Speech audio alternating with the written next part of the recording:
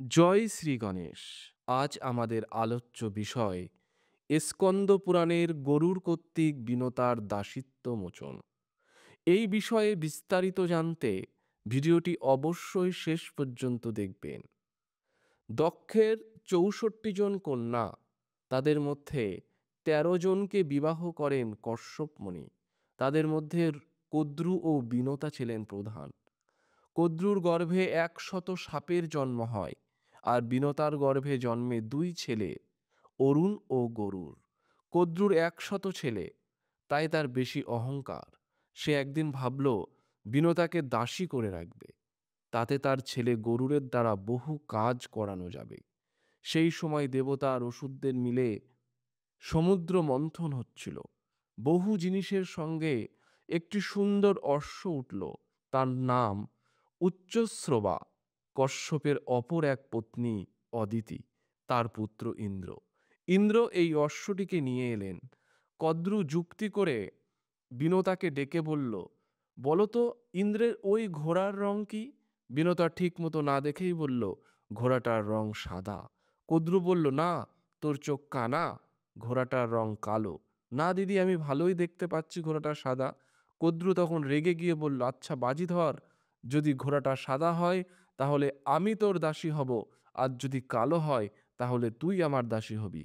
তারপর কদ্রু তার ছেলেদের সাথে যুক্তি করে তার ১০০ জন ছেলে অর্থাৎ কালো সাপের দ্বারা ঘোড়াটির সর্বঙ্গ ঢেকে ঘোড়াটির রং কালো করে দিল, যাতে দূর থেকে ঘোড়াটাকে কালো দেখায়। তারপর বিনতা দেখল সত্য সত্যই ঘোড়াটা কালো, কিন্তু বাজির কথা মতো তাকে কদ্রুর দাসী হতে হলো। মনের আনন্দে কদ্রু নানা কাজের হুকুম করে, বিনতা সব আদেশ পালন করে। একদিন কদ্রু তার ছেলেদের নিয়ে বিনতার পিঠে বহু দূর দেশে যেতে বলল। বিনতা বহু কষ্টে উড়তে লাগলো। যত উপরে ওঠে সূর্যের তাপ তত লাগে। বিনতাকে কদ্রু বলল, গরম সহ্য করতে পারছি না, কোনো ঠান্ডা জায়গায় নিয়ে চল। কিন্তু বিনতা তখন মহাসাগরের উপর ঠান্ডা জায়গা পাবে কোথায়? সাপেরা আজ যাই হোক নিজের বোনপোতো, তাই তাদের সুখের জন্য বিনতা তখন সূর্যদেবের কাছে প্রার্থনা জানালেন যাতে তাপ কম হয়। তারপর কোথা থেকে একটা বিশাল মেঘ এসে সূর্যকে আড়াল করলো। তারপরে তাপ আস্তে আস্তে কমে গেল, সবাই স্বস্তি পেল। বিনতা এইরূপ কষ্ট সহ্য করেই যাচ্ছিল, কিন্তু কাউকে কিছু বলতে পারছিল না। একদিন গরুর জিজ্ঞাসা করে, মা, কেন সে কদ্রু আর তার ছেলেদের নিয়ে এত কষ্ট করে ঘুরে বেড়ায়? বিনতা তখন সেই বাজির কথা বলল। গরুর বলল, মা, এর কি কোনো প্রতিকার নেই? তুমি জিজ্ঞাসা করো, কি পেলে ওরা তোমার দাসিত্ব থেকে মুক্তি দেবে?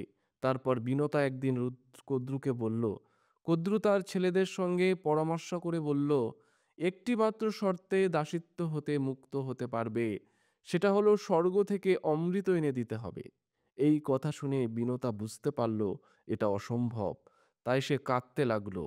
গরুর তাই দেখে জিজ্ঞাসা করলো, মা, তুমি কাঁদছো কেন? বিনতা তখন সমস্ত কিছু বলল। গরুর বলল, মা, তুমি চিন্তা করো না, তুমি শুধু আমাকে আশীর্বাদ করো, আমি স্বর্গ থেকে অমৃত নিয়ে এসে তোমার দাসিত্ব মোচন করব। এই বলে গরুর মায়ের পায়ে প্রণাম করে দুটো বিশাল ডানা মেলে দেবলোকের দিকে পাড়ি দিল। দেবতারা বুঝতে পারলেন গরুর আসছে অমৃত কলসের জন্য, তাই প্রত্যেকে যে যার অস্ত্র শস্ত্র নিয়ে বেরিয়ে পড়লেন। যে করেই হোক এই পাখি অর্থাৎ গরুরকে আটকাতেই হবে। গরু তার বিশাল ডানার সাহায্যে দেবতাদের অস্ত্র শস্ত্র থেকে নিজেকে রক্ষা করল এবং ক্রমশ এগিয়ে গেল গরুর, আর পিছোতে লাগলেন দেবতারা। গরুরের ডানা ঝাপটায় দেবতাদের সমস্ত অস্ত্র ব্যর্থ হলো। দেবলোকে পৌঁছালো গরুর। যে ঘরে অমৃতের কলস আছে সেখানে গিয়ে দেখল মারাত্মক অস্ত্রশস্ত্রধারী যক্ষের দল। মাকে স্মরণ করে গরুর এগিয়ে গেল, তা দেখে যক্ষের দল আক্রমণ করলো তাকে। যার কাছে সমস্ত দেবতাদের মিলিত শক্তি ব্যর্থ, সেখানে যক্ষের দল আর কি করবে? অল্পক্ষণের মধ্যেই তাদেরকে নিরস্ত্র করে গরুর এগিয়ে চলল। তারপর কৌশলে অমৃতের কলস নিয়ে বেরিয়ে এলো। গরুরের শক্তি আর বুদ্ধি দেখে দেবতারা অবাক। স্বর্গলোক থেকে অমৃতের কলস চলে যাবে মর্তে, সবাই চললেন বিষ্ণুর কাছে। তারপর তাকে নিয়ে আবার সকলেই আক্রমণ করলেন গরুরকে। তারপর স্বয়ং বিষ্ণুকেও পরাজিত করল গরুর। তারপর বিষ্ণু গরুরের কাছে গিয়ে বললেন, গরুর, তুমি একটি পাখি হয়ে কেবল ডানার সাহায্যে বীরত্বের সঙ্গে সব দেবতাদের জয় করলে, এতে আমি সন্তুষ্ট। তাই আমি তোমাকে বর দিতে চাই, বলো কি বর চাই তোমার? বিষ্ণুর কথা শুনে গরুর বলল, হে বিষ্ণু, আমিও তোমার বীরত্ব দেখে খুব খুশি। আমিও তোমাকে দুটো বর দিতে চাই, বলো তোমার কি চাই? চতুর্বিষ্ণু বললেন, গরুর, আমার প্রার্থনা তুমি আমার বাহন হও। গরুর বিষ্ণুকে জানতে সকল দেবতার অধিপতি, তিনি কাজেই তার বাহন হওয়ার ভাগ্যের ব্যাপার, তাই সে রাজি হয়ে গেল। বিষ্ণু বললেন, গরুর, তুমি অমৃতের কলস দেখিয়ে তোমার মাকে মুক্ত করে নাও, কিন্তু সাপেদের অমৃত খেতে দেয়া যাবে না। বিষ্ণুর কথায় গরুর চিন্তা করে বলল, তাই হবে, কিন্তু সাপেরা যাতে অমৃত খাওয়ার সাহস না পায়, সে ব্যবস্থা তোমাকেই করতে হবে। বিষ্ণু গরুরের কথায় রাজি হলো। গরুর চলল অমৃতের কলস নিয়ে। সেটা রেখে দিল সমুদ্রের তীরে একটা বিশাল কলা বাগানের মধ্যে। খবর দিল সাপেদের, তোমরা যা চেয়েছিলে সেই অমৃত আমি দেবলোক থেকে নিয়ে এসেছি। এখন তোমরা অমৃত খেয়ে অমর হও, আর আমার মাকে দাসত্ব থেকে মুক্ত করে দাও। কিন্তু পবিত্র জিনিস পবিত্র হয়ে পান করো। গরুরের কথায় সাপেরা সমুদ্রে স্নান করতে যায়। সেই সুযোগে বিষ্ণু অমৃতের কলস নিয়ে সবার অলক্ষ্যে চলে গেলেন স্বর্গে। গরুর মাকে পিঠে বসিয়ে উঠল আকাশে। এদিকে স্নান করে সাপের দল ছুটে এলো অমৃতের কলসের দিকে। কিন্তু কলস কোথায়? দেখতে পাচ্ছে না তো। গরুর আকাশে উড়ে গেল। সে তো নিয়ে যায়নি, তাহলে কে নিয়ে পালালো?